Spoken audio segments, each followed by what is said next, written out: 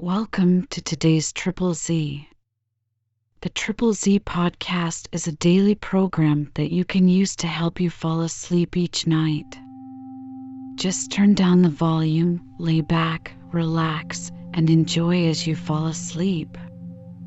We saw that our podcast was topping the charts in Paraguay, so we are going to read their Wikipedia entry.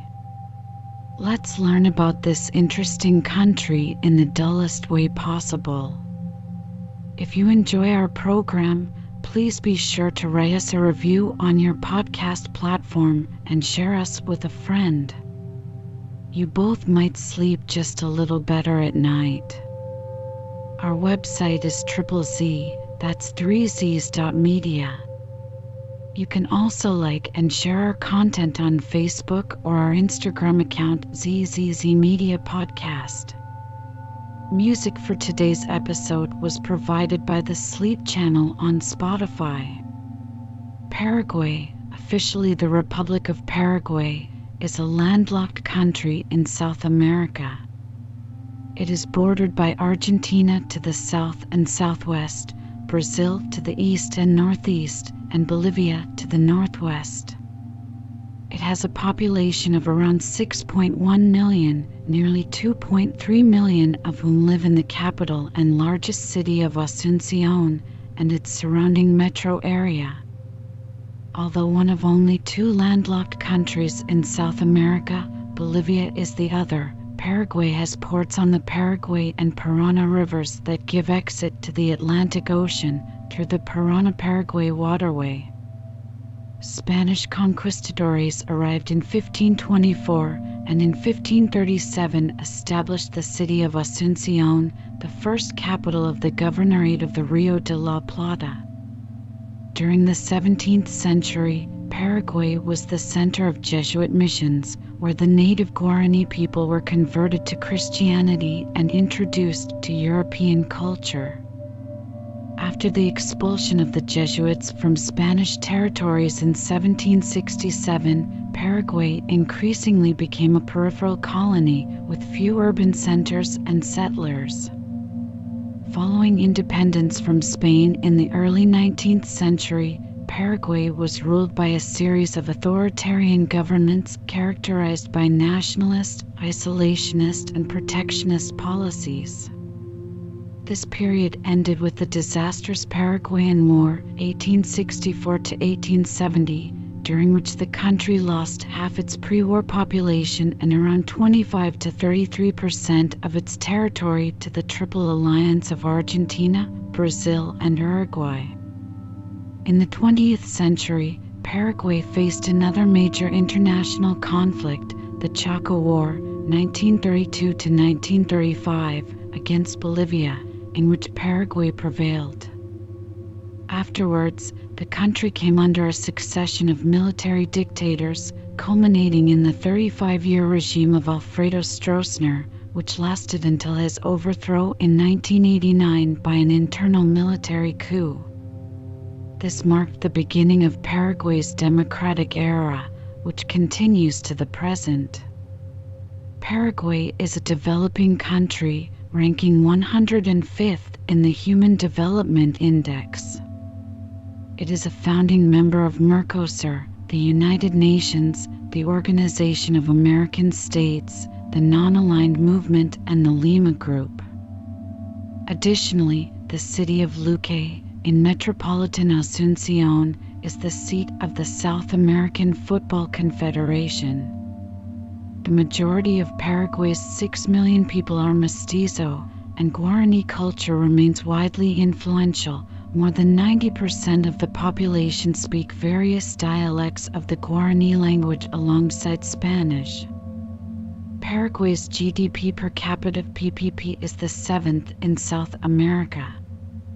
In a 2017 Positive Experience Index based on global polling data, Paraguay ranked as the world's happiest place. The name Paraguay stems from Guarani Paragua feather crown and why water, thus Paraguay feather crown of waters. The indigenous Guarani had been living in eastern Paraguay for at least a millennium before the arrival of the Spanish. Western Paraguay, the Gran Chaco, was inhabited by nomads, of whom the Guaycura peoples were the most prominent. The Paraguay River was roughly the dividing line between the agricultural Guarani people to the east and the nomadic and semi-nomadic people to the west in the Gran Chaco. The Guaycura nomads were known for their warrior traditions and were not fully pacified until the late 19th century. These indigenous tribes belonged to 5 distinct language families, which were the basis of their major divisions. Differing language-speaking groups were generally competitive over resources and territories.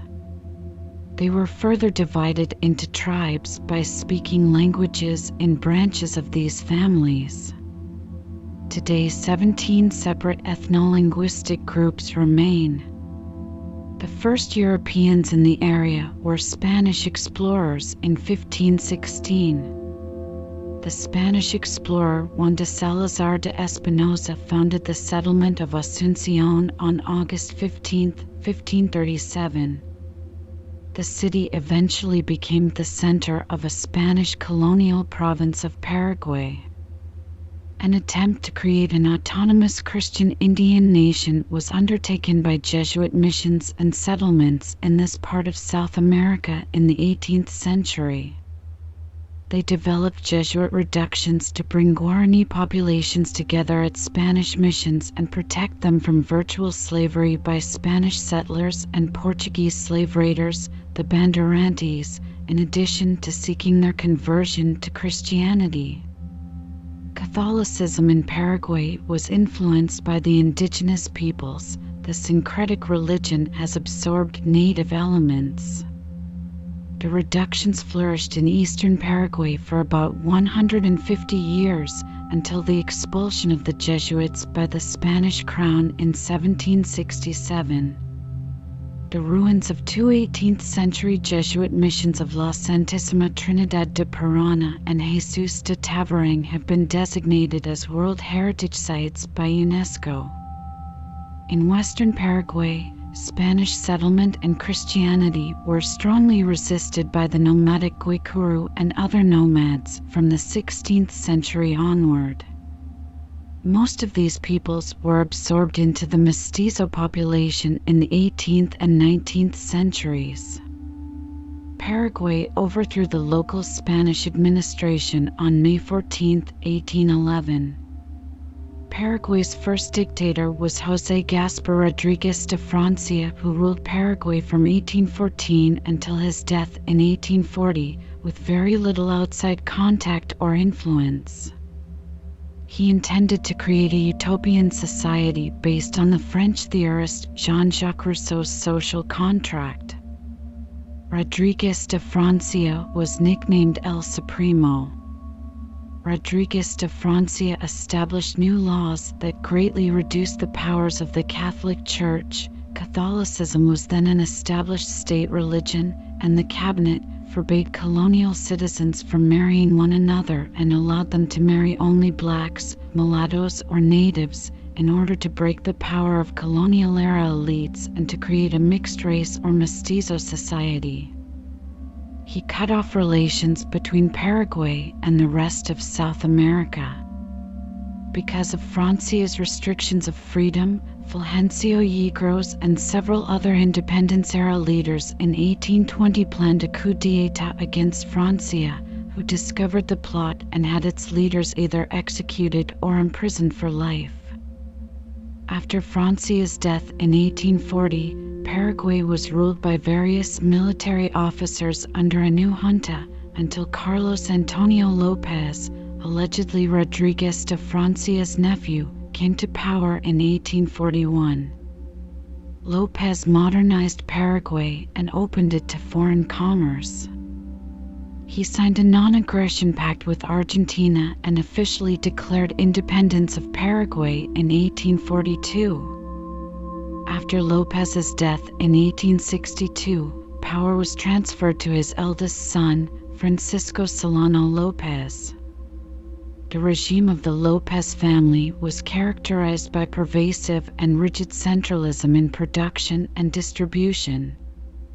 There was no distinction between the public and the private spheres, and the Lopez family ruled the country as it would a large estate. The government exerted control on all exports. The export of yerba mate and valuable wood products maintained the balance of trade between Paraguay and the outside world. The Paraguayan government was extremely protectionist, never accepted loans from abroad, and levied high tariffs against imported foreign products.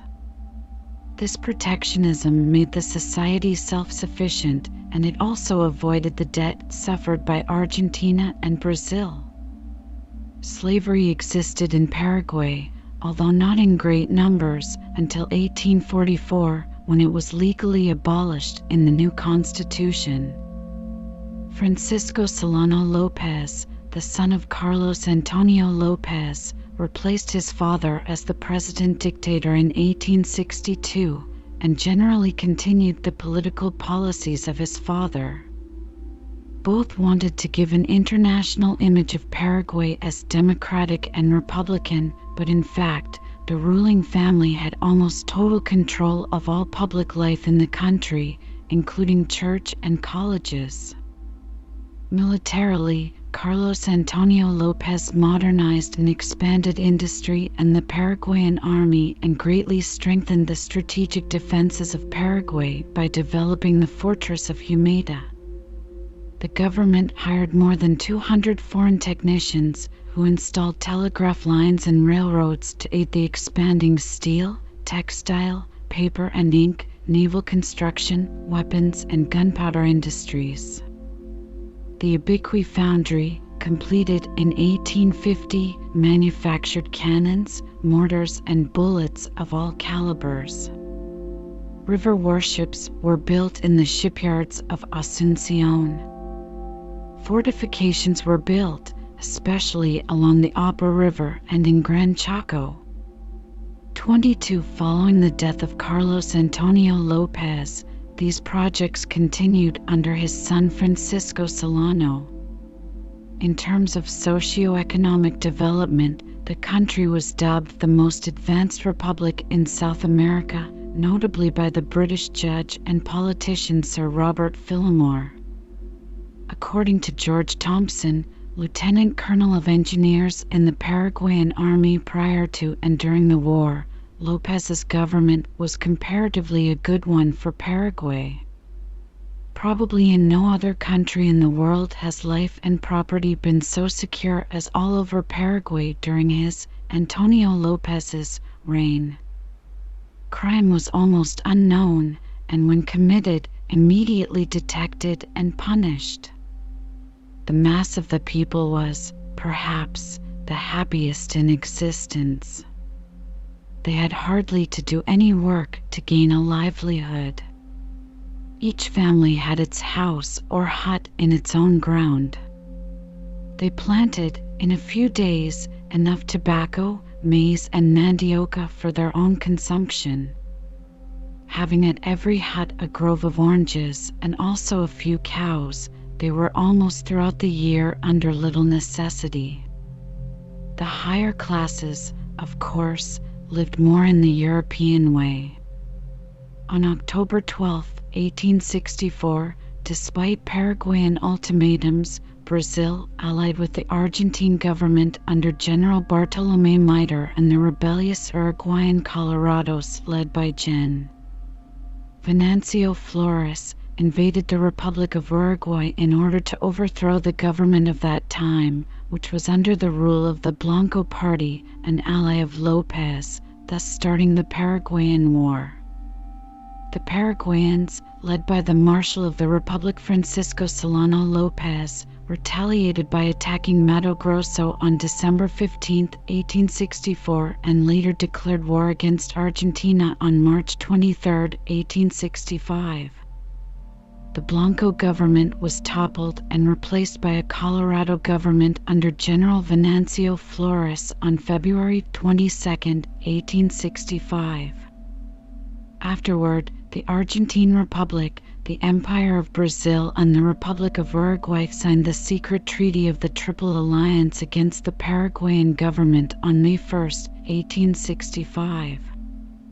The Paraguayans put up a ferocious resistance, but ultimately lost in 1870 in the Battle of Cerro Cora, where Marshal Solano Lopez refused to surrender and died in action. The real causes of this war, which remains the bloodiest international conflict in the history of the Americas, are still highly debatable. Paraguay lost 25 to 33% of its territory to Argentina and Brazil, paid an enormous war debt, and sold large amounts of national properties to stabilize its internal budget. The worst consequence of the war was the catastrophic loss of population. At least 50% of Paraguayans died during the conflict, numbers to which it took many decades for the country to return. Of the disaster suffered by the Paraguayans at the outcome of the war, William D. Rubinstein wrote, "The normal estimate is that of a Paraguayan population of somewhere between 450,000 and 900,000, only 220,000 survived the war, of whom only 28,000 were adult males." During the pillaging of Asuncion in 1869, the Imperial Brazilian Army packed up and transported the Paraguayan National Archives to Rio de Janeiro. Brazil's records from the war have remained classified. This has made Paraguayan history in the colonial and early national periods difficult to research and study. In 1904, the liberal revolution against the rule of Colorados broke out. The liberal rule started a period of great political instability. Between 1904 and 1954, Paraguay had 31 presidents, most of whom were removed from office by force. Conflicts between the factions of the ruling Liberal Party led to the Paraguayan Civil War of 1922. The unresolved border conflict with Bolivia over the Chaco region finally erupted in the early 1930s in the Chaco War. After great losses, Paraguay defeated Bolivia and established its sovereignty over most of the disputed Chaco region. After the war, military officers used popular dissatisfaction with the liberal politicians to seize the power for themselves. On February 17, 1936, the February Revolution brought Colonel Rafael Franco to power. Between 1940 and 1948, the country was ruled by General Higinio Morínigo. Dissatisfaction with his rule resulted in the Paraguayan Civil War of 1947. In its aftermath, Alfredo Stroessner began involvement in a string of plots, which resulted in his military coup d'état of May 4, 1954. In the aftermath of World War II, Paraguay became a hideout for Nazi fugitives accused of war crimes. A series of unstable governments ensued until the establishment in 1954 of the regime of dictator Alfredo Stroessner, who remained in office for more than 3 decades until 1989. Paraguay was modernized to some extent under Stroessner's regime, although his rule was marked by extensive human rights abuses. Stroessner and the Colorado Party ruled the country from 1954 to 1989. The dictator oversaw an era of economic expansion, but also had a poor human rights and environmental record. See political history. Paraguay actively participated in Operation Condor. Torture and death for political opponents was routine. After his overthrow, the Colorado continued to dominate national politics until 2008. The splits in the Colorado Party in the 1980s and the prevailing conditions, Stroessner's advanced age, The character of the regime, the economic downturn, and international isolation were catalysts for anti-regime demonstrations and statements by the opposition prior to the 1988 general elections. PLRA leader Domingo Leino served as the focal point of the opposition in the second half of the 1980s. The government's effort to isolate Leino by exiling him in 1982 had backfired.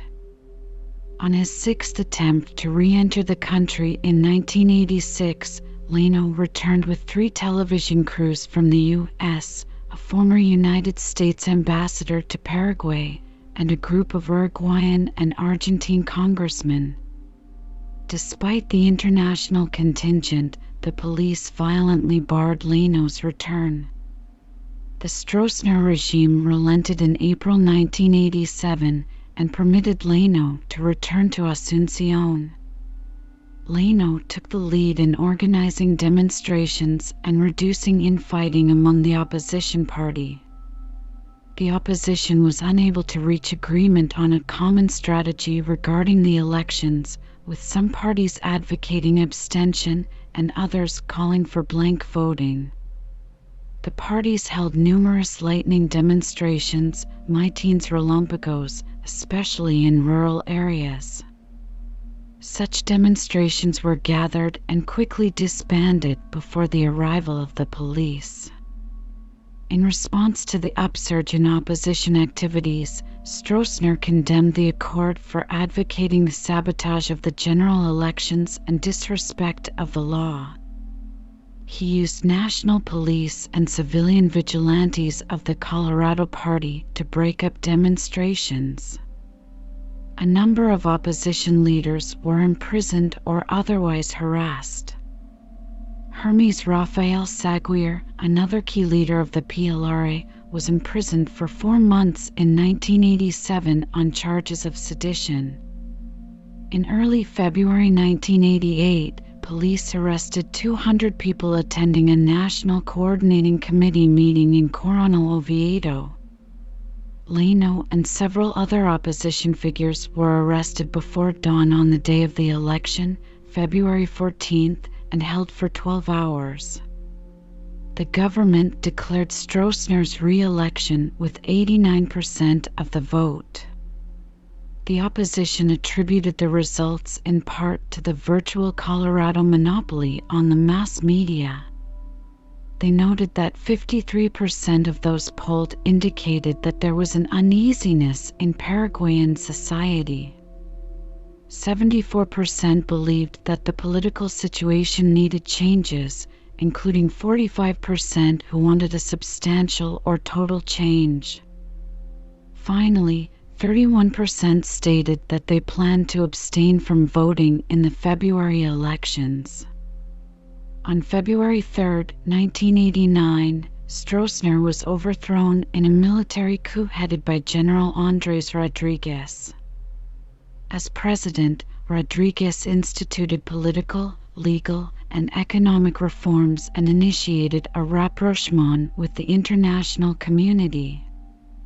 Reflecting the deep hunger of the rural poor for land, hundreds immediately occupied thousands of acres of unused territories belonging to Stroessner and his associates. By mid-1990, 19,000 families occupied 340,000 acres, 138,000 hectares. At the time, 2.06 million people lived in rural areas, more than half of the 4.1 million total population, and most were landless. The June 1992 Constitution established a democratic system of government and dramatically improved protection of fundamental human rights. In May 1993, Colorado Party candidate Juan Carlos Wasmosy was elected as Paraguay's first civilian president in almost 40 years in what international observers deemed free and fair elections. With support from the United States, the Organization of American States, and other countries in the region, the Paraguayan people rejected an April 1996 attempt by then Army Chief General Lino Oviedo to oust President Wasmosy. Oviedo was nominated as the Colorado candidate for president in the 1998 election. However, when the Supreme Court upheld in April his conviction on charges related to the 1996 coup attempt, he was not allowed to run and was detained in jail. His former running mate, Raul Cubas, became the Colorado Party's candidate and was elected in May in elections deemed by international observers to be free and fair. One of Cubas' first acts after taking office in August was to commute Oviedo's sentence and release him. In December 1998, Paraguay's Supreme Court declared these actions unconstitutional. In this tense atmosphere, the murder of Vice President and longtime Oviedo rival Luis Maria Argana on March 23, 1999, led the Chamber of Deputies to impeach Cubas the next day. On March 26, 8 student anti-government demonstrators were murdered, widely believed to have been carried out by Oviedo supporters. This increased opposition to Cubas, who resigned on March 28. Senate President Luis González Macchi, a Cubas opponent, was peacefully sworn in as president the same day. In 2003, Nicanor Duarte was elected as president. For the 2008 general elections, the Colorado Party was favored in polls. Their candidate was Minister of Education Blanca Ovlar, the first woman to be nominated as a candidate for a major party in Paraguayan history. After 60 years of Colorado rule, voters chose Fernando Lugo, a former Roman Catholic bishop and not a professional politician in civil government, and a member of the authentic Radical Liberal Party, Paraguay's largest opposition party. Lugo was an adherent of liberation theology. Lugo achieved a historic victory in Paraguay's presidential election, defeating the ruling party candidate and ending 61 years of conservative rule. Lugo won with nearly 41% of the vote, compared to almost 31% for Blanca Ovlar of the Colorado Party. Outgoing President Nicanor Duarte Frutos hailed the moment as the first time in the history of the nation that a government had transferred power to opposition forces in a constitutional and peaceful fashion. Lugo was sworn in on August 15, 2008. The Lugo administration set its 2 major priorities as the reduction of corruption and economic inequality. Political instability following Lugo's election and disputes within his cabinet encouraged some renewal of popular support for the Colorado Party. Reports suggested that the businessman Horacio Cartes became the new political figure amid disputes. Despite the U.S. Drug Enforcement Administration's strong accusations against Cartes related to drug trafficking, he continued to amass followers in the political arena.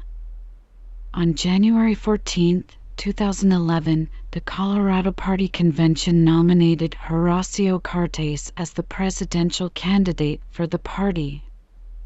However, the party's constitution did not allow it. On June 21, 2012, impeachment proceedings against President Lugo began in the country's lower house, which was controlled by his opponents. Lugo was given less than 24 hours to prepare for the proceedings and only 2 hours in which to mount a defense. Impeachment was quickly approved, and the resulting trial in Paraguay's Senate, also controlled by the opposition, ended with the removal of Lugo from office and Vice President Federico Franco assuming the duties of president. Lugo's rivals blamed him for the deaths of 17 people, 8 police officers and 9 farmers, in armed clashes after police were ambushed by armed peasants when enforcing an eviction order against rural trespassers. Lugo's supporters gathered outside Congress to protest the decision as a politically motivated coup d'etat. Lugo's removal from office on June 22, 2012 is considered by UNASUR and other neighboring countries, especially those currently governed by leftist leaders, as a coup d'état.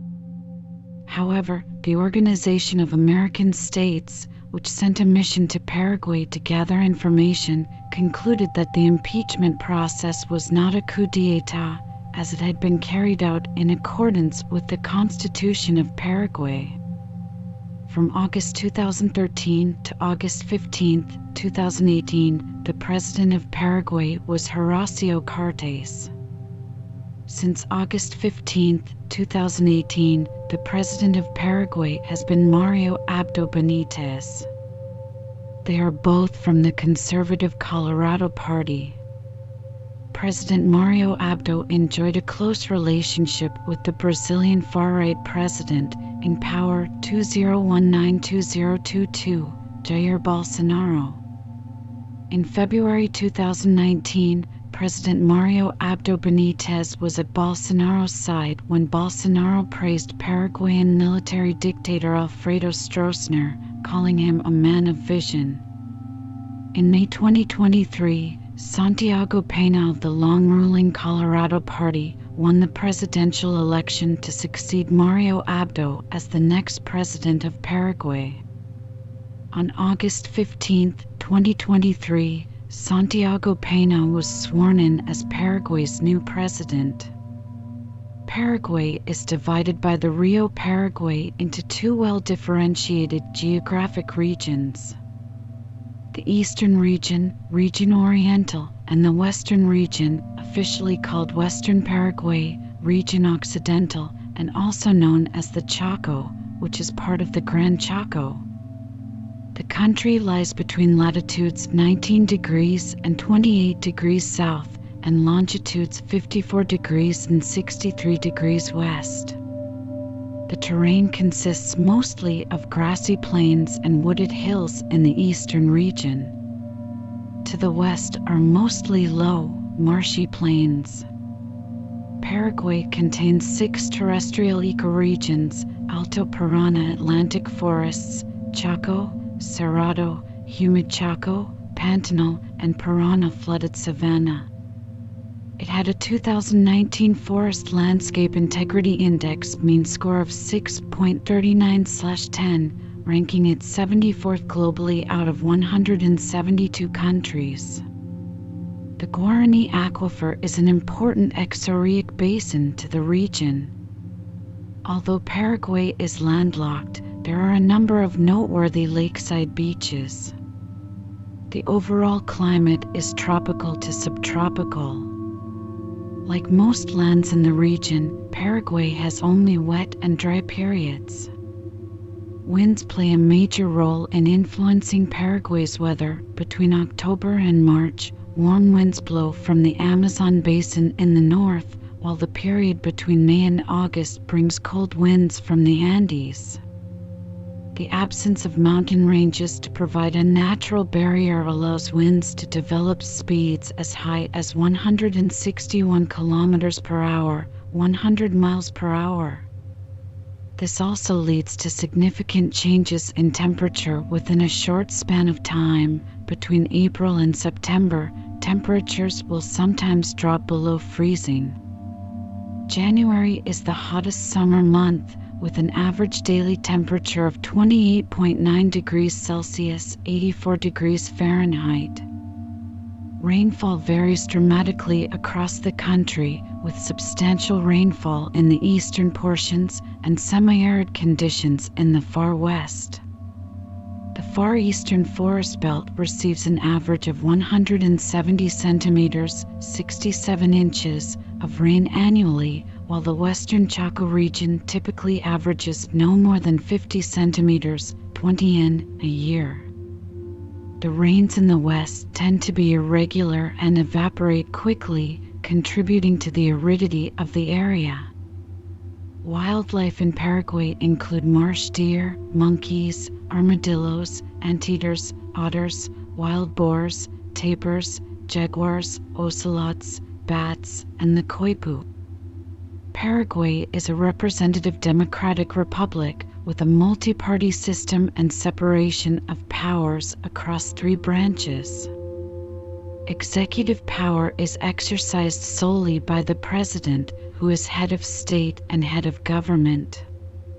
Legislative power is vested in the 2 chambers of the National Congress. The judiciary is vested on tribunals and courts of civil law and a 9-member Supreme Court of Justice, all of them independent of the executive and the legislature. The military of Paraguay consists of an army, navy, including naval aviation and Marine Corps and Air Force. Paraguay's constitution establishes the President of Paraguay as Commander-in-Chief of the Armed Forces. Paraguay has compulsory military service. All 18-year-old males, as well as 17-year-old males in the year of their 18th birthday, are liable for 1 year of active duty. While the Constitution allows for conscientious objection, no enabling legislation has yet been approved. Paraguay has partnered with Argentina, Brazil, and the United States in regional anti-terrorism and anti-narcotics efforts. In July 2005, U.S. Special Forces began arriving at Paraguay's Mariscal Estigarribia Air Base to support joint training and humanitarian operations. In 2019, Asunción hosted the first meeting of the Regional Security Mechanism, RSM, which promotes cooperation between Paraguay, Argentina, Brazil, and the U.S. in addressing transnational crime and terrorism in the Triple Frontier region. Paraguay consists of 17 departments and 1 capital district, Distrito Capital. It is also divided into 2 regions, the Occidental Region or Chaco, Baquirón, Alto Paraguay and Presidente Hayes, and the Oriental Region, the other departments and the Capital District. These are the departments, with their capitals, population, area, and the number of districts. For many years, the country's image was associated with the illicit trade in electronic products, weapons, and drugs. However, this scenario began to change in the 2000s with the rise of legalized businesses such as the production of soy, maize, beef, among others. Data from the Central Bank of Paraguay, BCP, showed that, in 2006, exports related to the triangulation trade, China, Paraguay, Brazil, treated by Brazil, in most cases, as smuggling and embezzlement, represented 22% of the country's GDP. In 2016, this percentage dropped to 12%. With higher tax collections through legalized employment, the country has been able to improve its infrastructure, which was precarious. Paraguay has an economic development policy based on exports, and dependence on the Brazilian market prevails. The triangulation trade has in its essence the export of products originating in China, with Brazil as its main destination. The energy exported is essentially the hydroelectric surplus generated by the Itaipu power plant, for which Brazil is the main buyer. And Maquilas, whose main investors are Brazilians, also have a large consumer market in Brazil for their products.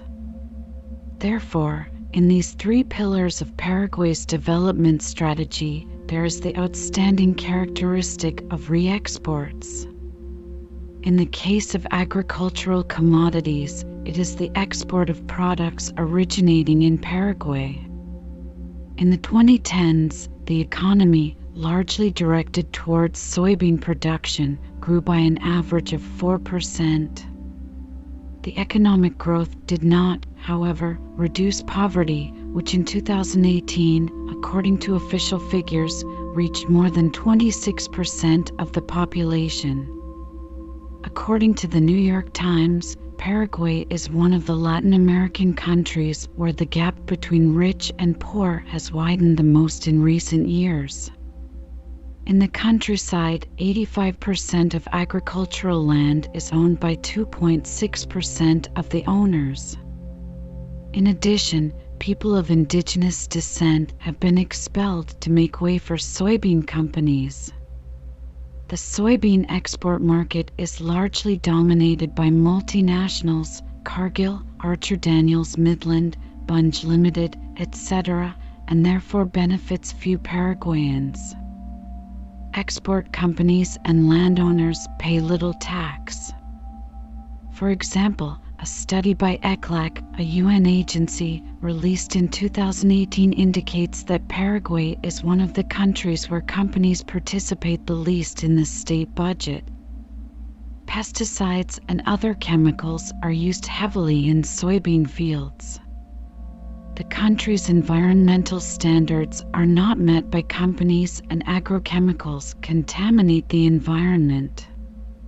In 2019, the United Nations Human Rights Committee issued a ruling urging Paraguay to undertake an investigation into the massive fumigation of agrochemicals and the poisoning of the population.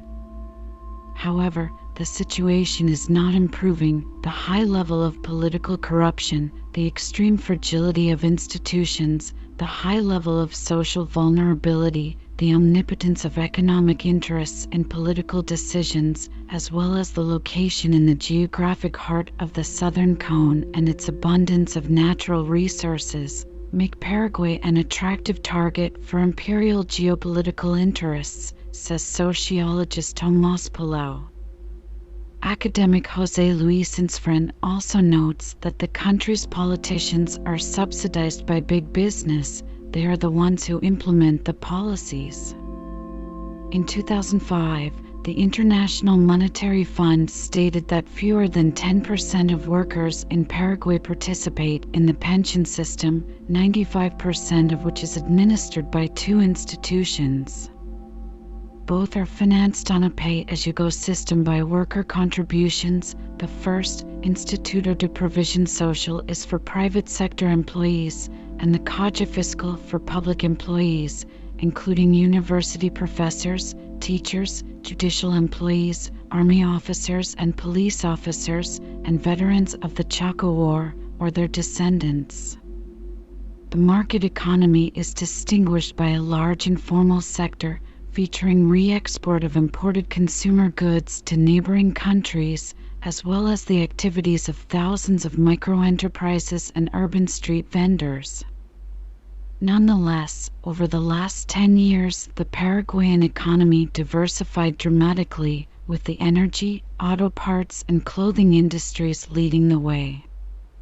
Paraguay's most important urban areas are located along the Argentina-Paraguay border: Asunción, Alberti, Encarnación, Pilar, and Ciudad del Este, the latter being the third most important free commercial zone in the world, only trailing behind Miami and Hong Kong. A large percentage of the population, especially in rural areas, derives its living from agricultural activity, often on a subsistence basis.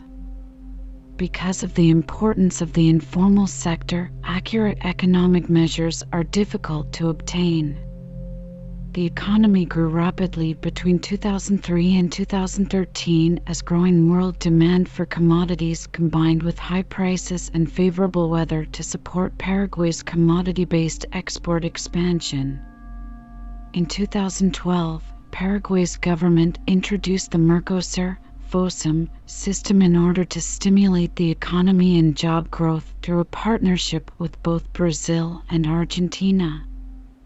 Paraguay is the sixth largest soybean producer in the world, the second largest producer of stevia, and the ninth largest exporter of beef. In 2018, in addition to soy, the country had a large production of maize and sugarcane, where it positioned itself as the 21st largest producer in the world. Other important cultures of the country are cassava, rice, wheat, orange, yerba mate, and sorghum. In livestock, Paraguay produced, in 2020, 481,000 tons of beef, being the 26th largest producer in the world. The culture of soy was brought by Brazilians to the country. In 2019, almost 70% of soy and rice producers in Paraguay were people from Brazil or descendants of Brazilians, the so-called Brasileiros. The first Brazilian producers began to arrive in the country in the 1980s.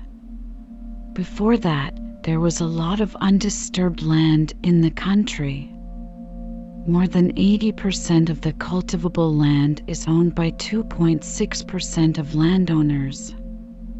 Nearly 8 million hectares were illegally granted, in violation of the agrarian law, to regime supporters during the dictatorship of Alfredo Stroessner, 1954 to 1989, and the state has done nothing since to identify the beneficiaries of this illicit enrichment.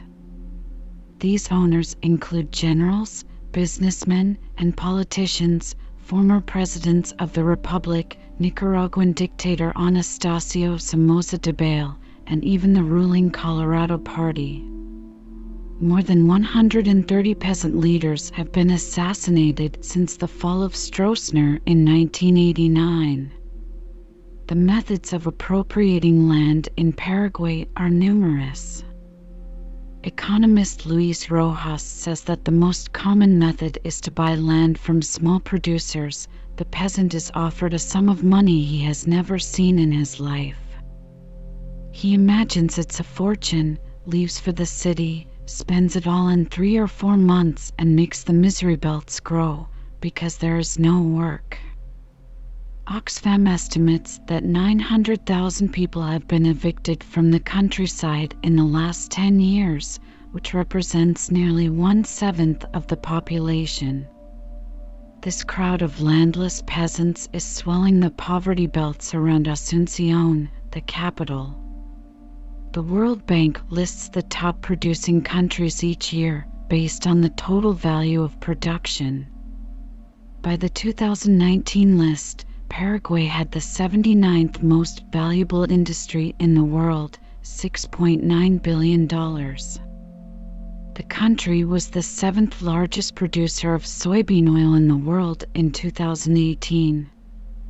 The mineral industry of Paraguay produces about 25% of the country's gross domestic product, GDP, and employs about 31% of the labor force. Production of cement, iron ore, and steel occurs commonly throughout Paraguay's industrial sector. The growth of the industry was further fueled by the maquila industry, with large industrial complexes located in the eastern part of the country. Paraguay put in place many incentives aimed to attract industries to the country.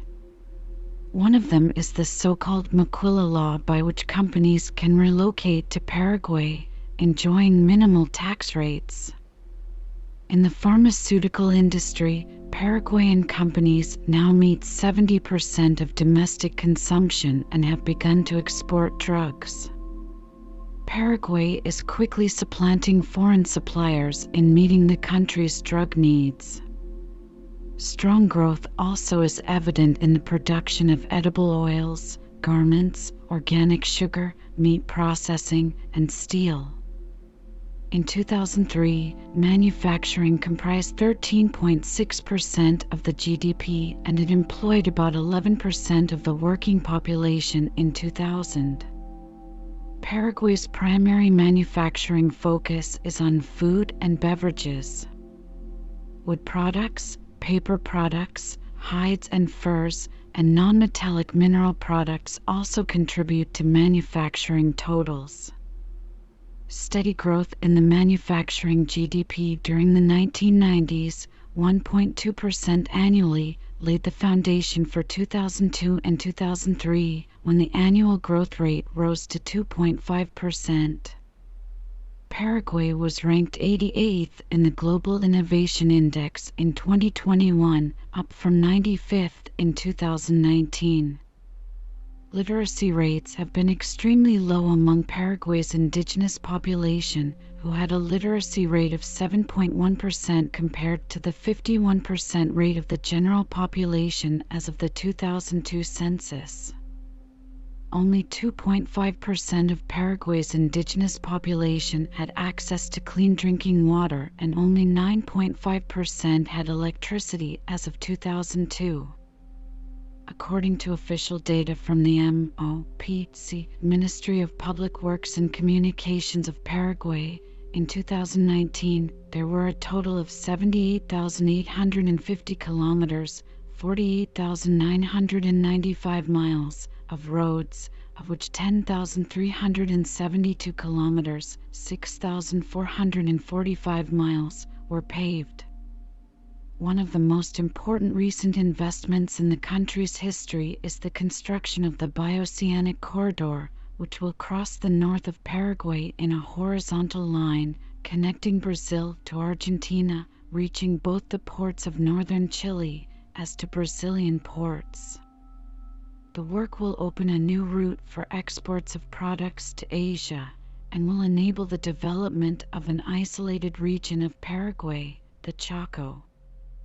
In February 2022, Paraguay inaugurated 275 kilometers of the road, about half of the route, connecting Carmelo Peralta, Alto Paraguay, on the border with Brazil, to Loma Plata, Boquerón, in the center of the country.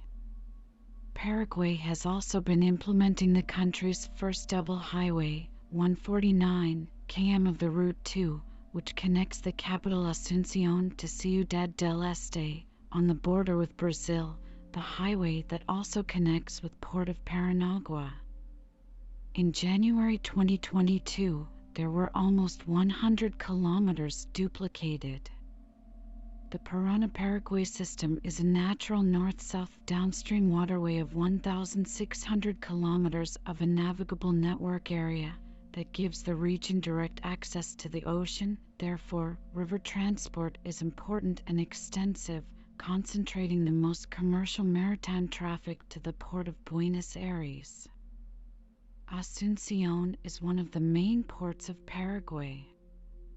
Asunción Airport is an important stopover for international airlines, and Ciudad del Este Airport is an important international air cargo hub.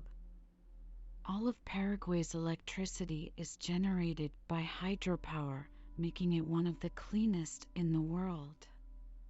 Paraguay has an installed electrical production capacity of 8,110 megawatts, producing 63 billion kilowatt-hours/year in 2016, with domestic consumption of just 15 billion kilowatt-hours. The excess production is sold to Brazil, Argentina, and Uruguay, making Paraguay the world's largest exporter of electric power. This production is from two large hydroelectric power projects along its borders, including the Itaipu Dam, the world's second largest generating station.